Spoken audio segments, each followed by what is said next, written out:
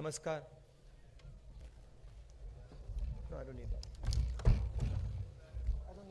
नमस्कार साथियों, thank you. Rahul ji का स्वागत और इस 20 मिनट की देरी के लिए मैं आपसे क्षमा चाहता हूं। हमारे पास 35 मिनट का समय है और प्राथमिकता हरियाणा की मीडिया को दिया जाएगा। दिल्ली से जो आए हैं, अगर समय है उनको भी मौका दूंगा। अगर आप लोगों में से किसी को मौका नहीं मिलेगा आज 15 तारीख को जलंधर में अगला प्रेस कॉन्फ्रेंस है, वहाँ आपको निमंत्रण दिया जा रहा है। और आज थोड़ी जगह 118 दिन में ये 10वां प्रेस कॉन्फ्रेंस है राहुल जी का। मैं राहुल जी से गुजारिश करूंगा कि अगर 2-3 मिनट के लिए वो एक ओपनिंग वक्तव्य दे दें, उसके बाद आप सवाल कर सकते हैं। राहुल जी। नमस्कार। सब बड़े सीरियस लग रहे हैं आप। आपका बहुत बहुत धन्यवाद, आप यहाँ आए। अब यात्रा कन्याकुमारी से हरियाणा तक पहुँची है और बहुत कुछ सीखने को मिला। बहुत लोगों से हम मिले और देश के दिल में जो है वो डायरेक्टली सुनने को मिला है हम सबको। हरियाणा में आपने रिस्पांस देखा, बहुत अच्छा रिस्पांस है, एनर्जेटिक, एंथुजियास्टिक रिस्पांस है। शुरुआत की थी तो लोगों ने कहा कि देखिए केरला में जो रिस्पांस मिलेगा, जो केरला में रिस्पांस मिला वो कर्नाटक में नहीं मिलेगा, बीजेपी की स्टेट में नहीं मिलेगा। पता लगा कर्नाटक में केरला से भी बेहतर रिस्पांस। फिर कहा कि भाई साउथ में मिला है, अब जब हम महाराष्ट्र पहुंचेंगे तो रिस्पांस नहीं होगा, महाराष्ट्र में साउथ से भी अच्छा। और फिर जब हम हिंदी बेल्ट में जा रहे थे कहते हैं हिंदी बेल्ट में तो बिल्कुल नहीं होगा, महाराष्ट्र में रिस्पांस अच्छा, हिंदी बेल्ट में नहीं होगा। मध्य प्रदेश में देखा और भी इम्प्रूवमेंट। और फिर जब हम हरियाणा में आ रहे थे, नहीं बीजेपी की सरकार है, वो रिस्पांस नहीं मिलेगा, और भी इम्प्रूवमेंट। मतलब जहाँ जितना हम आगे बढ़ते जा रहे हैं रिस्पांस इम्प्रूव करता जा रहा है। तो मैं हरियाणा के युवाओं से, हरियाणा की जनता से, माताएं बहनों से दिल से धन्यवाद करना चाहता हूँ कि आपने इतना प्यार दिया, आपने इतनी शक्ति दी, इसके लिए हम बहुत बहुत आभारी हैं। यहाँ पे लोगों ने, किसानों ने हमें हरियाणा की सच्चाई बताई, सड़कों पे हम चले हैं वो भी हमने देखा। तो रियलिटी हमारे और आपके सामने है। अब आप जो भी सवाल पूछना चाहते हैं पूछ सकते हैं। Would you like me to say it in English? Sorry? Would you like me to say it in English or no need? No, I think Hindi is fine. Dainik Bhaskar से महेश कुमार।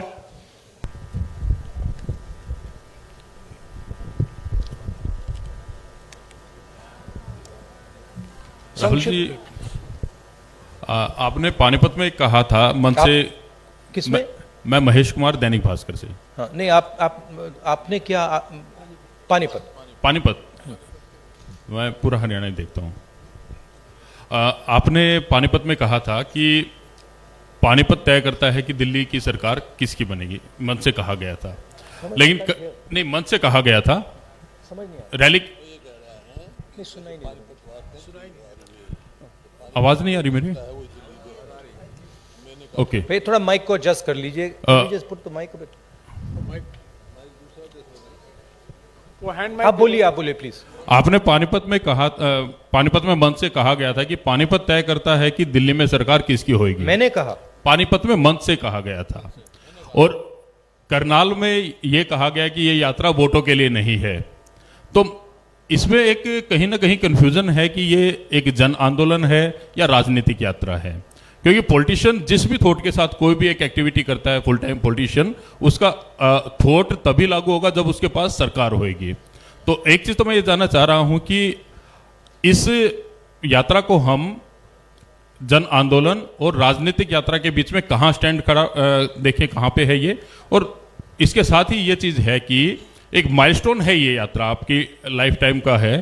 तो 30 जनवरी के बाद इस माइलस्टोन का टेक अवे पार्टी और आपके पास क्या होगा?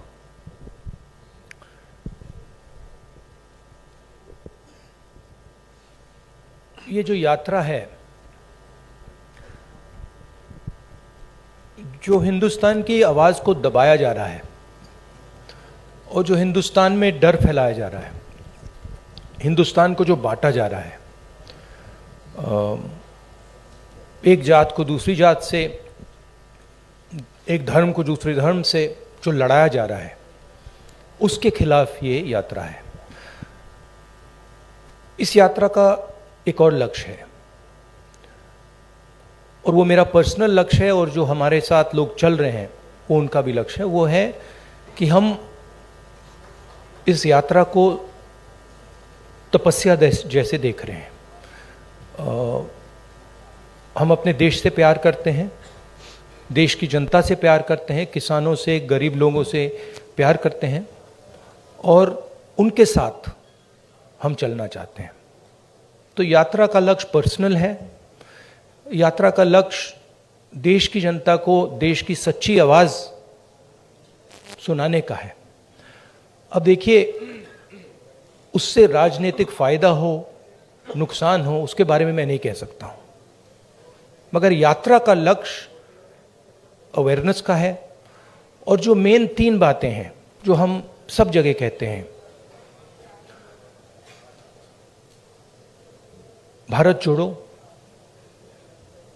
डर के खिलाफ खड़े हो, नफरत मत करो, ये एक मुद्दा है। दूसरा मुद्दा, जो हिंदुस्तान में इकोनॉमिक इनइक्वालिटी हो रही है, जो सारा का सारा धन मीडिया, दूसरे इंस्टीट्यूशंस, 2, 3, 4 लोगों के हाथ में है, इसके खिलाफ। और उसके जो नतीजे हैं, भयंकर जो अनएम्प्लॉयमेंट हो रहा है, तेजी से जो महंगाई बढ़ रही है, उसके खिलाफ ये यात्रा है। और लोगों को ये मालूम है कि भाई हिंदुस्तान में बेरोजगारी बढ़ रही है, तो उसका कारण है कि पूरा का पूरा धन 3, 4, 5 लोगों के हाथ में है, सबको मालूम है। लोगों को यह भी मालूम है कि वो जो धन का कंसंट्रेशन हो रहा है, पूरा का पूरा पूरी आर्थिक शक्ति जो 3, 4 लोगों के हाथ में जा रही है, उसका नतीजा बेरोजगारी है, उसका नतीजा महंगाई है। लोगों को कनेक्शन मालूम है।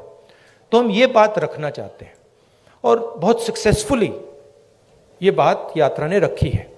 इसलिए मैं आपसे कह रहा हूं कि जहां भी हम जा रहे हैं, यात्रा इंप्रूव हो रही है। तो अब ये हमारा लक्ष्य था। दैनिक जागरण से अश्विनी शर्मा, नहीं बताता हूं। देखिए,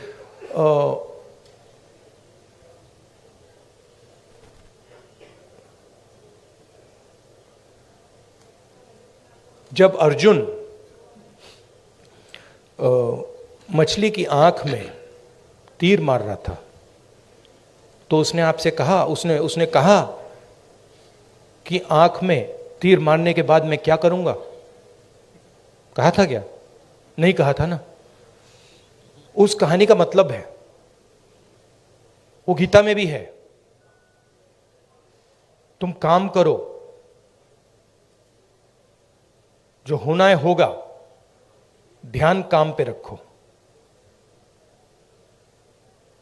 तो वही थिंकिंग है यात्रा की भी। आपका सवाल अच्छा है। यात्रा के बाद एक और काम होगा, उसके बाद शायद एक और काम होगा, फिर आपको जवाब मिल जाएगा। शुक्रिया राहुल जी। जागरण से अश्विनी शर्मा, संक्षिप्त में प्लीज। हेलो, संक्षेप में मेरा सवाल इतना है सर कि यात्रा शुरू होने से पहले का राहुल गांधी और आज के राहुल गांधी में कितना अंतर है? हाँ, थैंक यू। हाँ, यात्रा शुरू होने से पहले के राहुल गांधी और करनाल तक पहुंचे, इसमें कितना अंतर आया है आपके अनुभव में और व्यक्तित्व में? भैया, ये तो आपका डिसीजन है। ये तो आप लोग जज, जूरी और एक्सिक्यूशनर हो। मेरा निर्णय तो नहीं है, मेरा डिसीजन तो नहीं है। तो ये तो आपको डिसाइड करना पड़ेगा राहुल गांधी क्या है, कौन है, क्या नहीं है,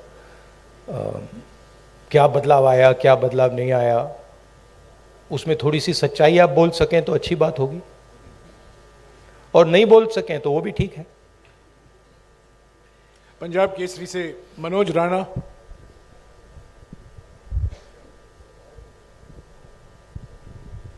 सर नमस्कार।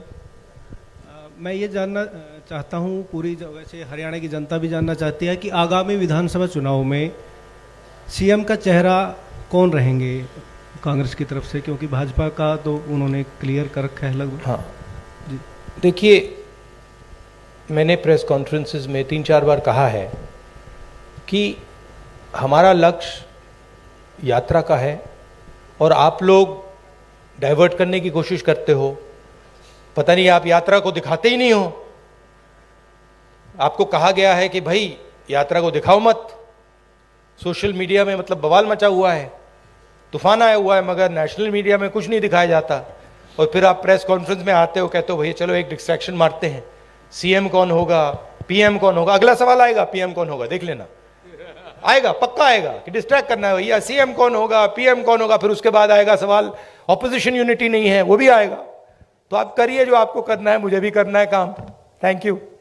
अमर उजाला से सेवा सिंह। अब भैया पीएम वाला पूछिए, वो 3 हैं आपके, वो हर प्रेस कॉन्फ्रेंस में आते हैं, सीएम कौन, पीएम कौन।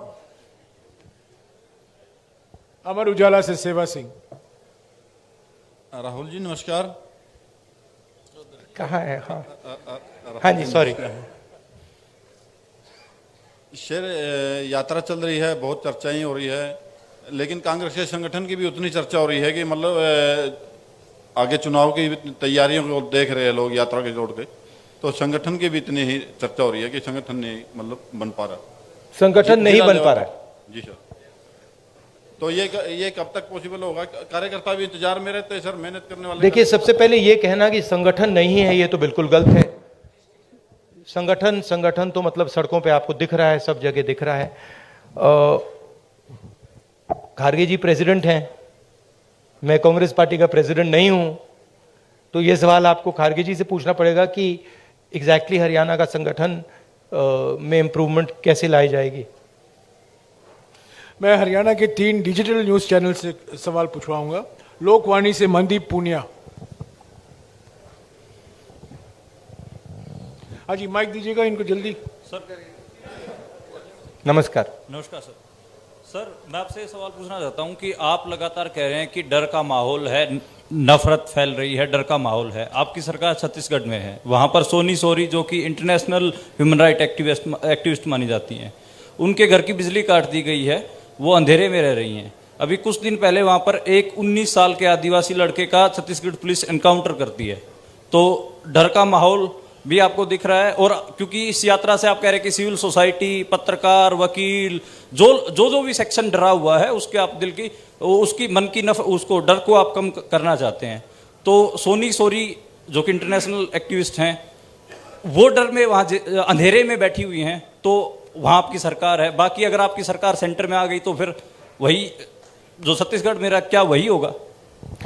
नहीं, सबसे पहली बात यह है, देखने की बात है कि ये जो आपने मेरे सामने सवाल रखा है, ये आप नरेंद्र मोदी जी के सामने रख सकते हैं क्या?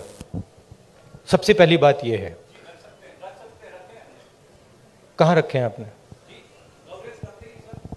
नहीं, कवरेज एक व्यक्ति के सामने सवाल रखना और कवरेज करना में बहुत फर्क होता है। प्रधानमंत्री जी ने ऐसे कितने प्रेस कॉन्फ्रेंस किए हैं जहां पे कोई भी पत्रकार उनसे ऐसा सवाल पूछे। सबसे पहली बात यह है, ठीक है। दूसरी बात यह है कि मैं कह रहा हूं कि देश की जनता को बांटकर उनमें नफरत फैलाई जा रही है। हिंदू मुस्लिम अलग अलग जात के लोगों को लड़ाया जा रहा है। क्या कांग्रेस पार्टी ये करती है? कांग्रेस पार्टी ने कभी कहा है कि एक जात के व्यक्ति को दूसरे जात के व्यक्ति की हत्या करनी चाहिए? कांग्रेस पार्टी ने कभी कहा है कि एक धर्म को दूसरे धर्म से लड़ाया जाना चाहिए? कभी नहीं कहा है, हिस्ट्री में कभी नहीं कहा है। तो दूसरी बात यह है। तीसरी बात यह है कि जो वहां पे डर का माहौल है, उसके बारे में आपने हमें बताया है, हम जाके उसको देखेंगे और अगर वहाँ पे हम उसको उसके बारे में बोल सकते हैं मैं बोलूँगा, ठीक है। और अगर वहाँ पे कुछ गलत हो रहा है तो मैं पर्सनली जाके उसको देख के उसमें मेरी जो राय होगी मैं रखूँगा, ठीक है। मगर मेन बात यह है कि जो देश में आज नफरत फैलाई जा रही है, जो हिंसा की जा रही है, वो छत्तीसगढ़ सरकार एज अ पॉलिसी नहीं कर रही है। वहाँ पे इश्यूज हैं, वहाँ पे लैंड एक्विजिशन की इश्यूज हैं और वहाँ पे हाँ टेंशन है, मगर हमारी पॉलिसी वो नहीं है। धन्यवाद। मसले से सर्वमित्र कंबोज। नमस्कार सर, इधर सर मैं देख रहा हूं आप स्पीच में जवान और यात्रा के बाद मैं आपको बताना चाहता हूं कि मैं पर्सनली वहां जाऊंगा और पर्सनली इस बात को समझने की कोशिश करूंगा। अगर वहां पे कोई कमी है तो उसको मैं सुधारूंगा। नमस्कार सर, इधर ही सर। आप नमस्कार। हर स्पीच में तकरीबन जवान और किसान की बात करते हैं। हाँ जी। किसान की अगर बात करें तो आपको पता है लंबा आंदोलन हमारे देश में हुआ, हालांकि सरकार ने कानून वापस ले लिए, लेकिन एमएसपी का मुद्दा अभी भी बरकरार है। उसके लिए किसान अभी भी संघर्ष कर रहा है। पंजाब में अभी चल रहा है, हरियाणा में भी चल रहा है। आपकी सरकार थी तब स्वामीनाथन आयोग की रिपोर्ट आ गई थी, लेकिन आपने लागू नहीं की। क्या अगर आपकी सरकार आ जाती है तो आप स्वामीनाथन आयोग की रिपोर्ट को लागू करेंगे? और जो किसान एमएसपी मांग रहा है, क्या वो आप एमएसपी देंगे? देखिए, ऐसी ये जो चीजें होती हैं ये ऐसे कैजुअली नहीं कहा जा सकता है, ठीक है। कि भैया सबसे पहले मैं एक कांग्रेस पार्टी का मेंबर हूं, कांग्रेस पार्टी का लीडर हूं, बहुत सारे और हैं। तो अगर हम इस बात को सीरियसली कहना चाहते हैं तो ये डिस्कशन हम अपनी मैनिफेस्टो कमिटीज में करते हैं और उसको सीरियसली असेस करते हैं जी। उसके फाइनेंशियल इंप्लीकेशंस असेस करते हैं, उसके दूसरे इंप्लीकेशंस असेस करते हैं और फिर उस पर निर्णय लेते हैं। मैं यहां कह सकता हूं हाँ करेंगे ना करेंगे, उसका कोई मतलब नहीं है।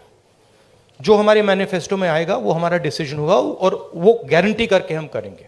जैसे हमने न्याय योजना के बारे में कहा था, हमने अलग अलग स्टेट्स में कर्जा माफी की बात की थी। जब हमारे मैनिफेस्टो में आ जाता है वो होगा ही होगा, ठीक है। तो पहली बात ये है। दूसरी बात ये है कि हम एक्सेप्ट करते हैं कि जो किसान है उसको चारों ओर से घेरा जा रहा है, उसको डायरेक्टली मारा जा रहा है। फ्यूल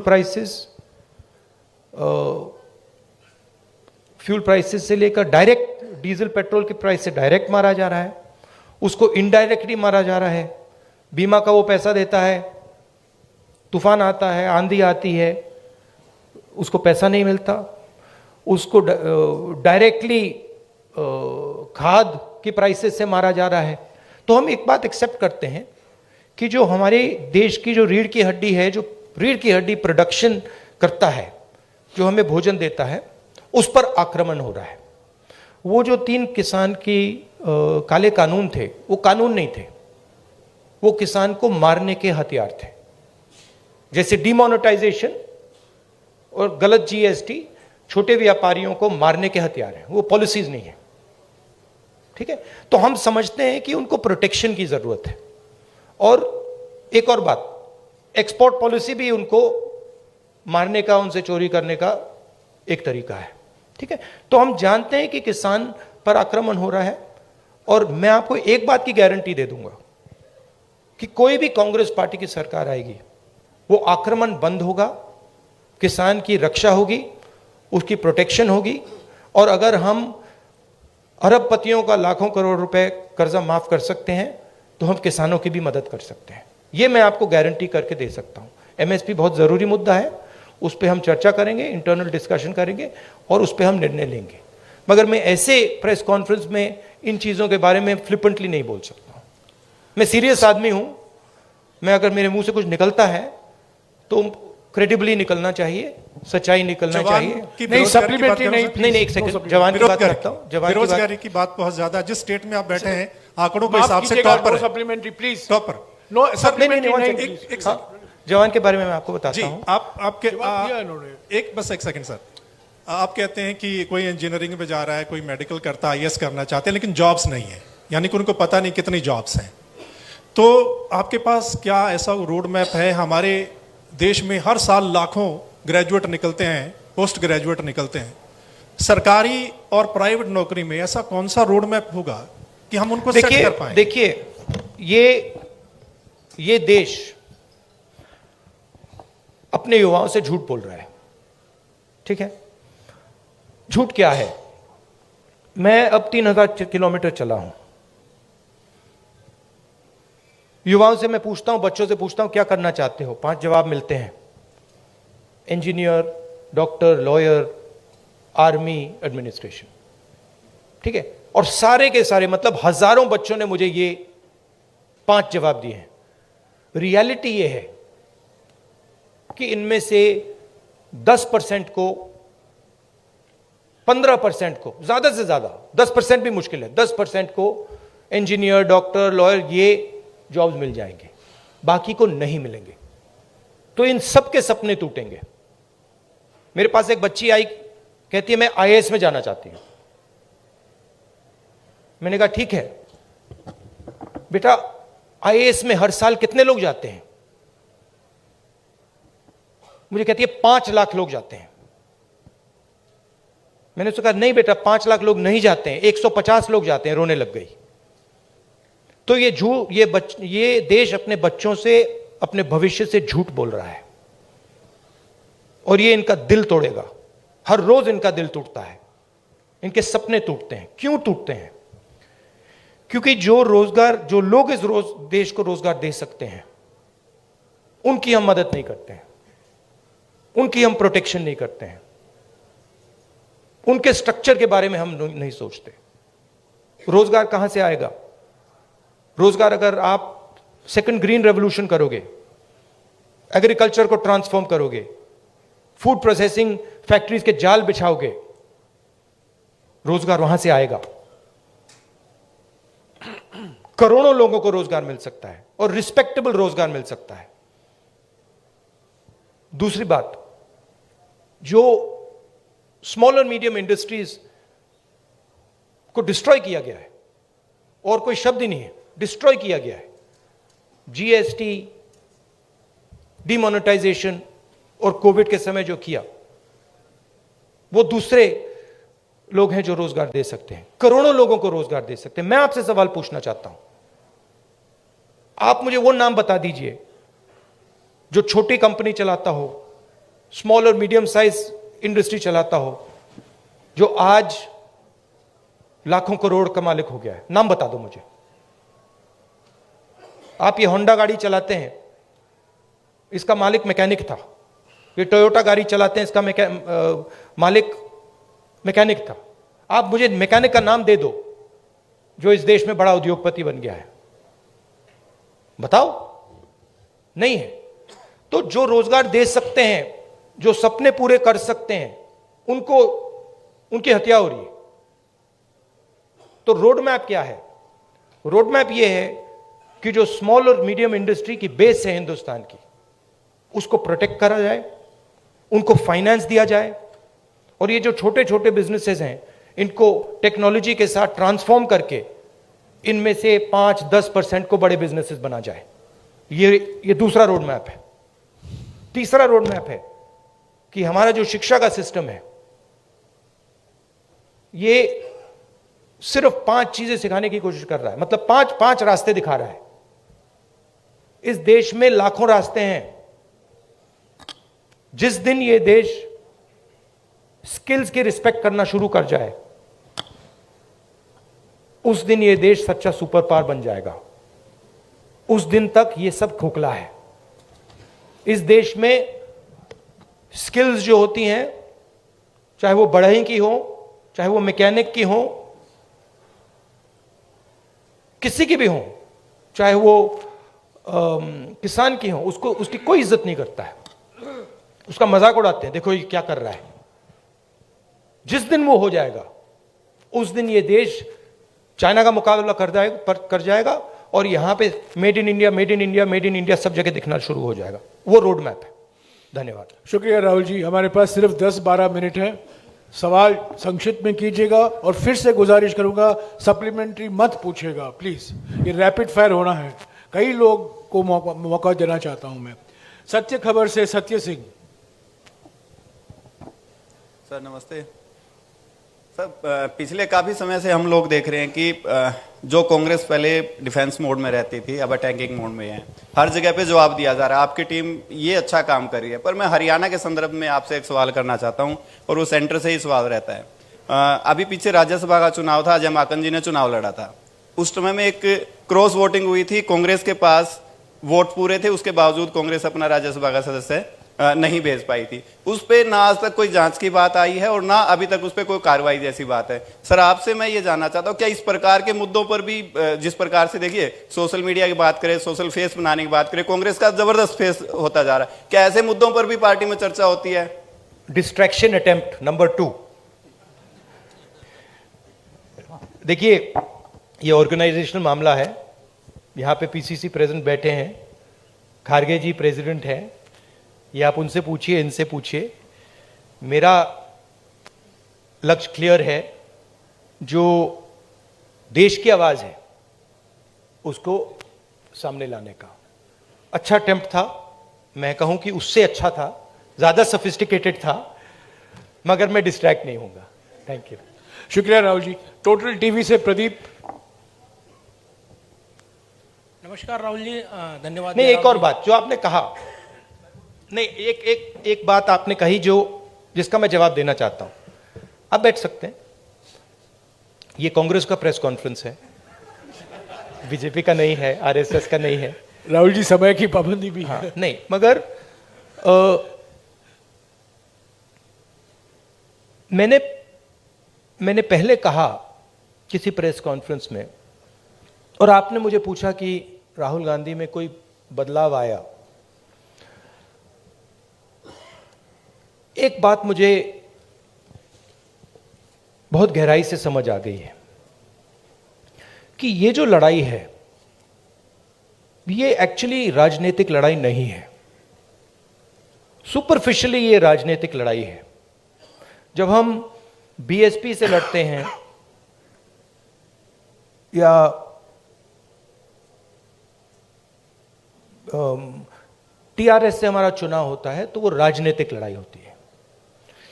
मगर अब देश में एक चेंज आ गया है। जब से आरएसएस ने इस देश के जो इंस्टीट्यूशंस हैं उनको पकड़ा है, उस दिन से ये लड़ाई राजनीतिक नहीं रही। इसका ये अब दूसरी लड़ाई हो गई है। उसको आप विचारधारा की लड़ाई कह दीजिए, उसको आप धर्म की लड़ाई कह दीजिए, उसको आप कोई भी फ्रेमवर्क दे सकते हैं, मगर वो राजनीतिक लड़ाई नहीं है।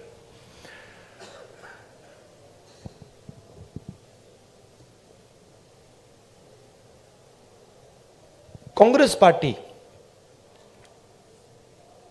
की अगर आप हिस्ट्री देखें,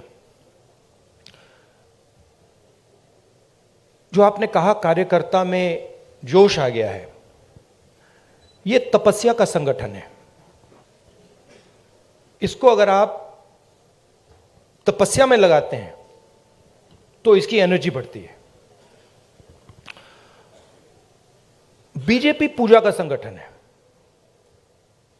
उसको अगर आप पूजा में लगाएंगे उसमें स्ट्रेंथ आती है। अब बीजेपी, अब पूजा दो तरीके की होती है, धर्म की बात कर रहा हूं। पूजा नॉर्मली होती है कि भाई मैं भगवान के पास जाता हूं और मैं उनसे कुछ मांगता हूं, मगर इनिशिएटिव जो पूजा करता है उसका होता है।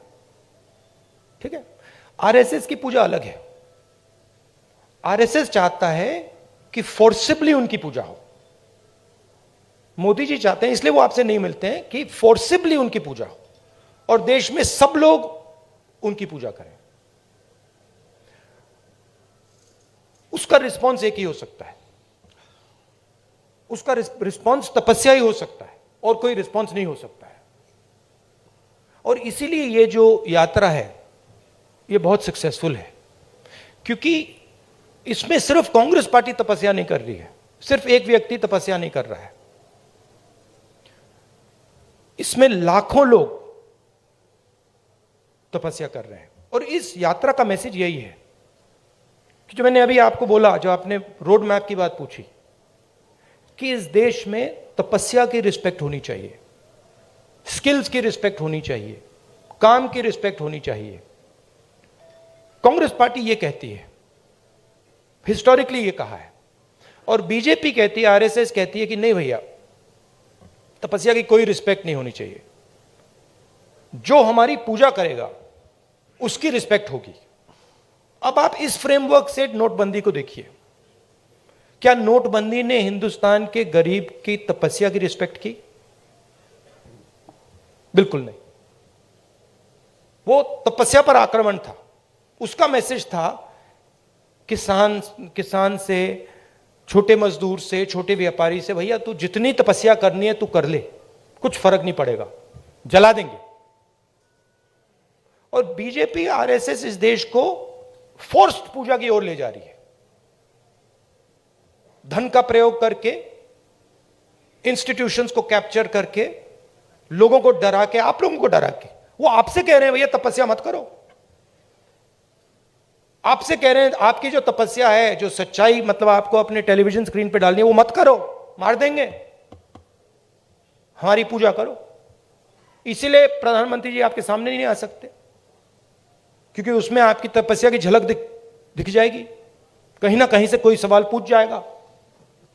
तो ये लड़ाई है पूजा और तपस्या के बीच में। हमारा संगठन तपस्या का है, और अगर हमारे संगठन में कमी है तो तपस्या की कमी थी, और उस यात्रा ने इसको क्लियर कर दिया है कि यह तपस्या का संगठन है, वो पूजा का संगठन है।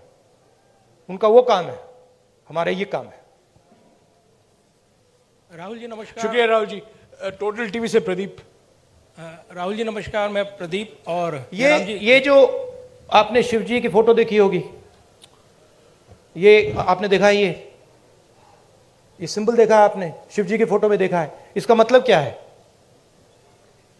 कोई बता सकता है? आप कहेंगे आशीर्वाद। आशीर्वाद नहीं है, ये अभय मुद्रा है, डरो मत। ये तपस्या का सिग्नल है, अपना काम करो, तपस्या करो, डरो मत। इसीलिए तो कांग्रेस का ये सिंबल है। नहीं, आप हंस रहे हो, मैंने रिसर्च किया है, ये सिंबल कहां से आया, कैसे आया, मैं आपको किसी दिन बता दूंगा, आप हैरान हो जाओगे। अच्छा, आपने गुरु नानक की फोटो देखी है? उसमें भी आपने देखा होगा, देखिए ना। बुद्धा की फोटो देखी है, उसमें भी अभय मुद्रा। महावीर जी की फोटो देखी है, उसमें भी अभय मुद्रा। तो तपस्या डर में बहुत बड़ा गहरा लिंक है, और ये चाहते हैं, और ये इन्होंने पहले भी किया था। फ्रीडम की जो लड़ाई थी, आजादी की जो लड़ाई थी, वो तपस्या की लड़ाई थी, और इन्हीं लोगों ने अंग्रेजों से पूजा करवाई थी। तो हिस्ट्री है ये, उसको मिटाया नहीं जा सकता, रिपीट हो रही है। शुक्रिया राहुल जी। मेरा डर है कि मैं 5 मिनट में इसको जवाब खत्म अच्छा नहीं कर लगा पाऊंगा। राहुल जी, A1 5 मिनट है, सिर्फ 5 मिनट है, प्लीज। फाइनली टोटल टीवी से प्रदीप। फाइनली धन्यवाद राहुल जी। नमस्कार जयराम जी, धन्यवाद आपका सवाल पूछने का मौका देने के लिए। राहुल जी, हमने देखा है जब ये यात्रा चल रही है, आपकी टी शर्ट बहुत चर्चाओं में है, और खासतौर से मुझे आप लोगों ने डांट भी पड़वा दी, और ये डांट पड़वा दी आपने मुझे। टी शर्ट कर करके मामा ने डांट मार दी मुझे कि तुम कैसे घूम रहे हो। राहुल जी, सवाल मेरा यह है कि ये यात्रा जो है राहुल गांधी की इमेज बदलने में कितनी कामयाब रही है? चर्चा ये भी है राहुल गांधी की इमेज बदली है, आप इसे एक बड़ी उपलब्धि व्यक्तिगत तौर पर देखते हैं? और दूसरा सवाल इसी से जुड़ा, नहीं, एक ही सवाल प्लीज प्रदीप, एक ही सवाल प्लीज। हरियाणा का जिक्र प्लीज, मुझे रोकना पड़ेगा आपको, प्लीज एक ही सवाल। राहुल गांधी आपके दिमाग में है, मैंने मार दिया उसको, वो है ही नहीं, मेरे माइंड में है ही नहीं, गया, वो गया। जिस व्यक्ति को आप देख रहे हो वो राहुल गांधी नहीं है, वो आपको दिख रहा है। बात नहीं समझे आप? हिंदू धर्म को पढ़ो थोड़ा, शिव जी को पढ़ो, समझ आ जाएगी बात। ऐसे मत हैरान मत हो, हैरान मत हो। राहुल गांधी आपके दिमाग में है, मेरे दिमाग में है ही नहीं। राहुल गांधी बीजेपी के दिमाग में है, मेरे दिमाग में है ही नहीं। इतना मतलब हैरान क्यों लग रहे हो आप? शुक्रिया शुक्रिया प्रदीप। इमेज का मुझे कुछ लेना देना नहीं है, इमेज में कुछ इंटरेस्ट नहीं है। जो इमेज आप रखना चाहते हो रख दो, अच्छी रखनी है रख दो, खराब रखनी है रख दो, वो आपका है, मेरा नहीं है, कोई फर्क नहीं पड़ता मुझे अपना काम करना है। जनता टीवी से स्पर्श शर्मा। हैरान क्यों लग रहे हो आप? राहुल जी 2-3 सवाल बाकी हैं, प्लीज इनको ले लीजिएगा। जनता टीवी से स्पर्श शर्मा। सर सामने। सर, मध्य प्रदेश को लेकर आपने कहा था कि जो सरकार है वहां पर बनती हुई नजर आएगी। हरियाणा में आप इतने दिन से घूम रहे हैं, हरियाणा को लेकर असेसमेंट किस तरीके का है आपका सर? प्लस सर, जोशीमठ में जिस तरीके के हालात है सर, उसको लेकर क्या कहेंगे? देखिए, हरियाणा का मैं आपको बता देता हूं, और सिर्फ हरियाणा का नहीं, नॉर्दर्न बेल्ट में एक्चुअली काफी हैरान हुआ कि आप लोगों ने कहा था कि नॉर्दर्न बेल्ट में रिस्पॉन्स अच्छा नहीं आएगा। नॉर्दर्न बेल्ट में सदर्न बेल्ट से अच्छा रिस्पॉन्स आ रहा है। यूपी में आपने देखा, पता नहीं देखा या नहीं, यूपी में, मध्य प्रदेश में, राजस्थान में और हरियाणा में ट्रेमेंडस रिस्पॉन्स है, बहुत अच्छा रिस्पॉन्स है। तो यहां पॉजिटिव ही होगा, कांग्रेस पार्टी की सरकार आएगी विदाउट डाउट। मगर मेरे लिए वो ज्यादा इंपॉर्टेंट नहीं है, फ्रैंकली मैं आपको बताऊं, चाहे वो मध्य प्रदेश की बात हो या हरियाणा की बात हो, मुझे इंटरेस्ट इस बात में है कि कांग्रेस पार्टी की कैसी सरकार आएगी। और मैं उस बात को गारंटी करना चाहता हूं कि कांग्रेस पार्टी की सरकार हरियाणा में आए, मध्य प्रदेश में आए, तो वो किसानों की सरकार हो, रिस्पेक्ट की सरकार हो, सब लोगों को सुनने की सरकार हो। मुझे उसमें इंटरेस्ट है, क्योंकि आप सवाल को गलत जगह रोक देते हो। सरकार किसकी आएगी? नहीं, सरकार आने के बाद वो सरकार 5 साल क्या करेगी, उसमें इंटरेस्ट है मुझे। शुक्रिया राहुल जी। आखिरी सवाल इंडिया न्यूज हरियाणा से इशिका ठाकुर। नमस्कार सर, आपने कहा कि अब लड़ाई तपस्या की है, राजनीतिक नहीं, तो क्या अब आप तपस्वी हो गए हैं? नहीं, मैं तपस्वी था, आप भी तपस्वी हैं। ये देश तपस्वियों का देश है। जैसे लोगों ने कहा कि देखो राहुल गांधी कितने किलोमीटर चल गया, लोग ये क्यों नहीं कहते कि देखो किसान कितने किलोमीटर चलता है? हिंदुस्तान का कोई भी किसान नहीं है जो मुझसे ज्यादा नहीं चला है, एक नहीं है।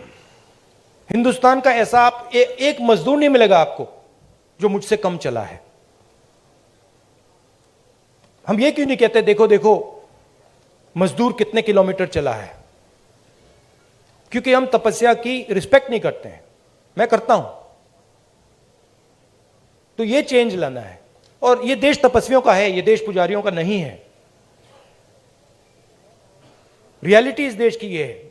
और अगर जैसे मैंने कहा इस देश को सुपर पावर बनना है, जो आप कहते रहते हो, तो तपस्वी की रिस्पेक्ट करनी पड़ेगी, उत्पादक की रिस्पेक्ट करनी पड़ेगी, उससे गले मिलना पड़ेगा, बैंक के दरवाजे उसके लिए खोलने पड़ेंगे, उसकी प्रोटेक्शन करनी पड़ेगी।